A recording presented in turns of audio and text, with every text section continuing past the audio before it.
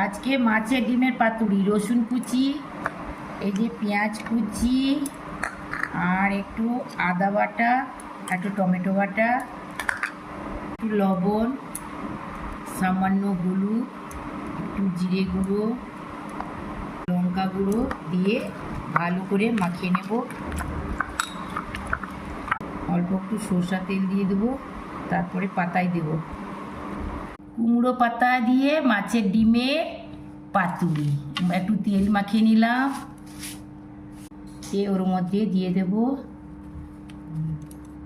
এরকম ভাঁজ করে মুড়িয়ে নেব, এরকম করে নেব।